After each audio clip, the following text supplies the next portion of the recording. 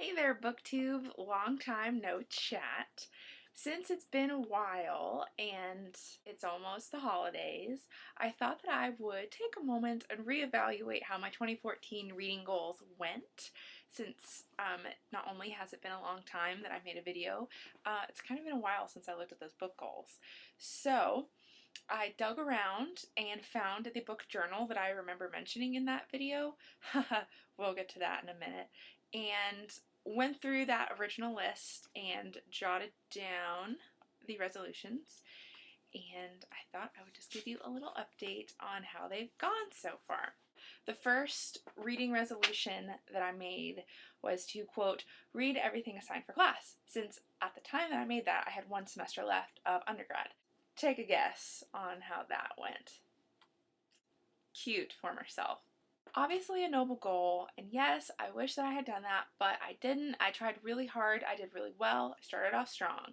I started off real strong and read everything for every class. I had a young adult lit class, American Romantic Literature class, so that was a lot of reading, thesis, and I can't even remember, honestly, and it wasn't all that long ago.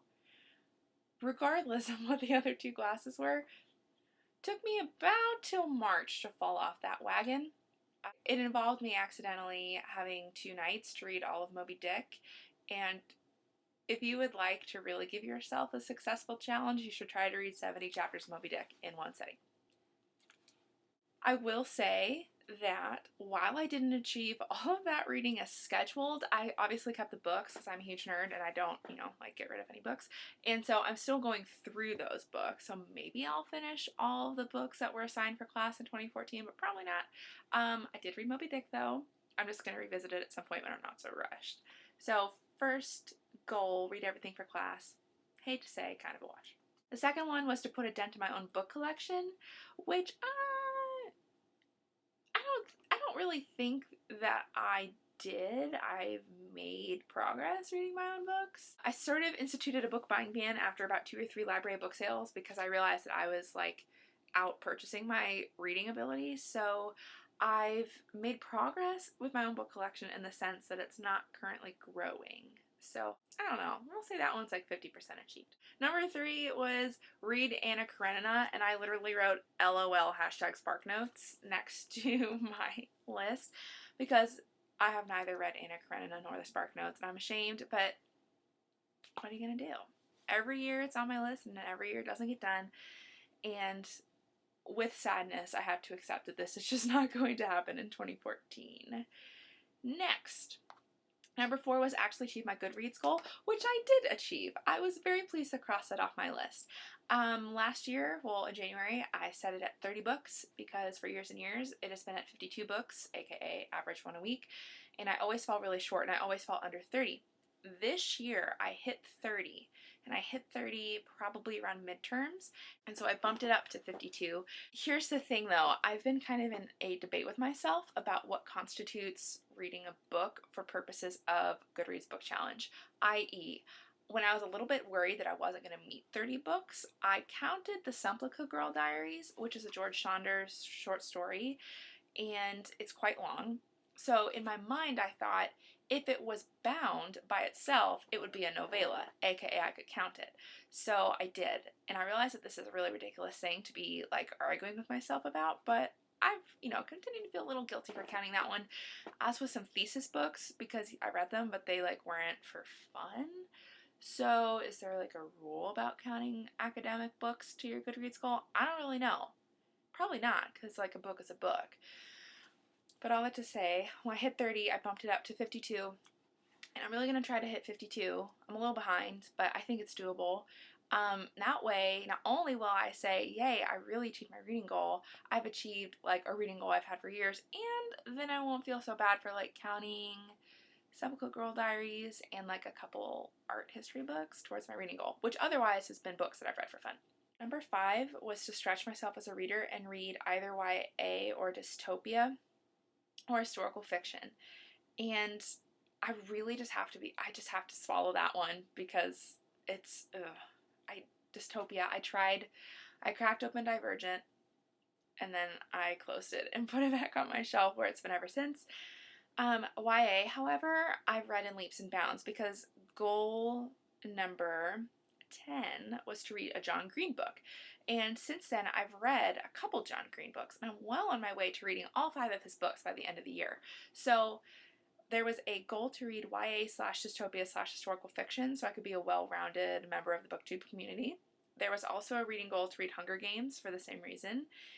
And there was a John Green's goal. So I'm just going to say that because I've read multiple John Green books in the last month and a half, I'm just gonna cross off all those.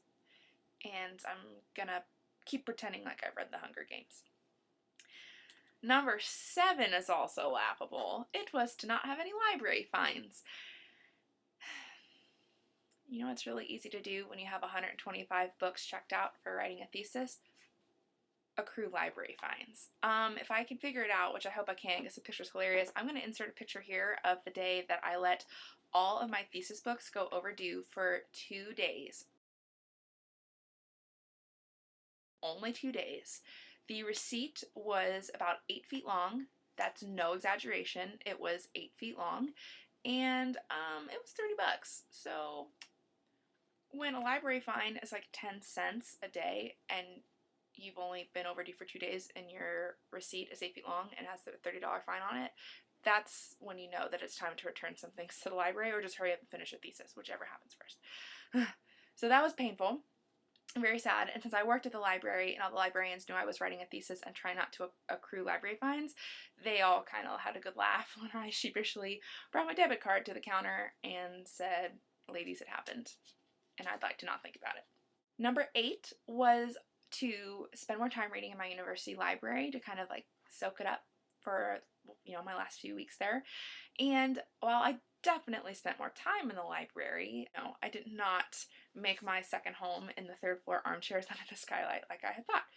So the next one was to fill out this reading chart that I made. The reading chart is literally empty. You can even look at it in the first video. The sticky note was here with like booktube video ideas, and that even hasn't moved. So, nope, didn't achieve that goal. And it's time to also honestly admit to myself that I'm always just too ambitious. I haven't read any BBC Top 100 books this year. I mean, I read a Vladimir Nabokov book, so I'm sure that Penin is on some list somewhere. Shame. Okay, we talked about John Green, we talked about the book journal, which I also haven't written in since that last video, but I've been a lot better at updating Goodreads, so we're going to say that we achieved that goal. Number 12 was to write Goodreads reviews. Also, I've been doing that, not religiously, not every single book, but at the very least I've been getting star ratings. So, yep, we're going to round that one up to yes, I achieved this reading goal. I also realized in my video that I went from, quote, like 11 or 12 to 14, so I don't know what number 13 was. It's like, what is it, the 13th story of the Wayside School? It just doesn't exist. Number 14 was keep up booktube. Considering I started booktubing on Christmas break and managed to fairly consistently do it during the academic year, I'll say, yeah, I achieved that goal. It's been a while. So about the time the 3rd draft of my thesis became due, I spent a lot less time reading for fun and a lot more time reading myself into oblivion with the Chicago Manual of Style. Booktube, yeah, we did that. Last but not least, to read the books in the coat check at my old job. That didn't happen either because I didn't have a lot of coat check time because while I enjoyed that job very much, I bounced around a little bit after returning home from school, and now I'm in a new job. So I'm not at the museum anymore. Therefore, I have no coat check books to read, which is a good problem to have. Say there were 13 instead of 15, I think. Math, I don't know. Goals. I didn't really come close to achieving this original list. However, most importantly to me, I've finally crossed off the ever-present complete a Goodreads challenge goal, so that kind of trumps all the other ones. 2014 reading goals, another exercise in over-ambitiousness, but not a failure. And probably towards the actual new year, I'll go through kind of the highlights of this year's reading. The one thing I will say is that I always mention in my other videos how they were going to be shorter and more like solitary and focused, like one book at a time. And I'm for real going to start doing that because I love booktube, don't get me wrong, but like making quirky videos is a lot of work. So we're just going to talk about books and keep it simple.